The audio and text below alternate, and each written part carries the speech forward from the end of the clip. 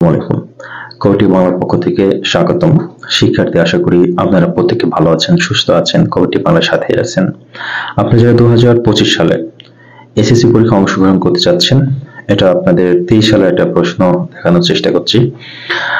শিক্ষার্থীবৃন্দ, আমি আপনাদের গণিত বিষয়টা নিয়ে একটু আলোচনা করব, অল্প কিছু সময় একটু সাথে থাকবেন। ইনশাল্লাহ গণিতে আপনি কিভাবে এ প্লাস পাবেন সেটা নিয়ে অনেকটাই ধারণা পাবেন। শিক্ষার্থী দেখেন, আমাদের গণিতে টোটাল 60 মার্কের পরীক্ষা হবে, তাই না? তো 60 মার্কের জন্য আমাদের বীজগণিত থাকে 25 মার্ক, আর আমরা দেখি জ্যামিতি থাকে 18 মার্ক, আর সম্পাদ্য এখানে গেল জ্যামিতির ভিতরে, আর ত্রিকোণমিতি থেকে 12 মার্ক, আর হচ্ছে পরিসংখ্যান 5 মার্ক। টোটাল হচ্ছে এই 60 মার্কের পরীক্ষা।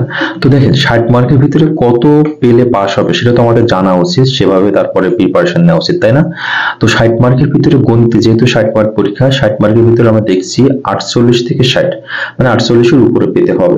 যদি 60 এর ভিতরে আপনি 48 পেতে পান তাহলে এ প্লাস পাবেন। এখন আসেন গণিতের আপনি 48 কিভাবে উঠাবেন। গণিত টোটাল 60 মার্ক, এই 60 মার্কের ভিতরে আপনি যদি জ্যামিতি, আপনারা অনেকেই মনে করেন জ্যামিতি এই 18 মার্ক বাদ দিয়েও এ প্লাস পাওয়া যায়।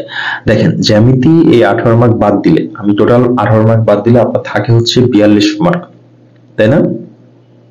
তো 48 যেহেতু পাস, তাহলে 42 মার্কের অ্যান্সার করে আপনি কিভাবে এ প্লাস পাবেন বলেন? 48 মার্কে এ প্লাস শুরু হচ্ছে, সেই ক্ষেত্রে আপনি যদি 60 এর ভিতরে 18 মার্ক বাদ দিয়ে দেন জ্যামিতির এই বিষয়টা, তাহলে আপনি কিভাবে এ প্লাস পাবেন? এই জন্য আপনাদের জ্যামিতি অনেকেই পারে, মানে শিখতে চান না, বা একটু কষ্ট মনে করে না জ্যামিতি বাদ দিয়ে আমি পরীক্ষা দিব, সেই ক্ষেত্রে কিন্তু এ প্লাস গণিতে আপনাদের আসে না, মিস্টেক হয়ে যায়। এই জন্য অন্যান্য যে অঙ্কগুলো রয়েছে সেগুলো কিন্তু খুব সহজেই আমরা লিখতে পারি, দু একটা হেল্পও নিতে পারি পাশের স্টুডেন্টের কাছ থেকে, কিন্তু জ্যামিতি কিন্তু হেল্প নিতে পারে না, কারণ অনেক স্টুডেন্ট জ্যামিতি লেখে না। সেই ক্ষেত্রে এ প্লাসের হারটা গণিতে আপনাদের কমে যায় আশেপাশের মানুষগুলোর জন্য। এই জন্য আমি আপনার সাজেশন দিব, আপনি যারা আপনি যে এই মুহূর্তে আমার ভিডিওটি শুনছেন দেখছেন, আমি বলবো আপনি অন্যান্য অঙ্কের মতোই জ্যামিতিটা ঠিক ওইভাবে গুরুত্ব দিবেন এবং মনে করবেন আপনি 18 মার্কেই অ্যান্সার করবেন, তাহলে আপনার গণিতে এ প্লাস আসবে, তাছাড়া সম্ভব নয়।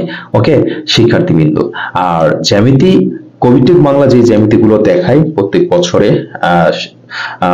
জ্যামিতি যেই সম্পাদ্য জ্যামিতিগুলো আছে এগুলো আমি চিত্র অঙ্কন করে হাতে কলমে শিখাই, এবং এখান থেকে যে জিনিসগুলো বেসিক আপনার শিখে নিতে হবে মোস্ট ইম্পর্টেন্ট, সেগুলো কিন্তু আমি দেখানোর চেষ্টা করি। শিক্ষার্থীবৃন্দ, তো আবারও বলছি, গণিতে প্লাস পাওয়ার জন্য জ্যামিতির বিভাগটা আপনাদের 100% অ্যান্সার করতে হবে, না হলে প্লাস পাওয়া সম্ভব হবে না।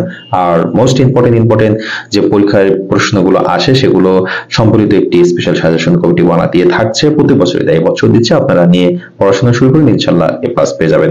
সবাই ভালো থাকবেন, সুস্থ থাকবেন, কমিটি বানার সাথেই থাকবেন। আল্লাহ হাফেজ।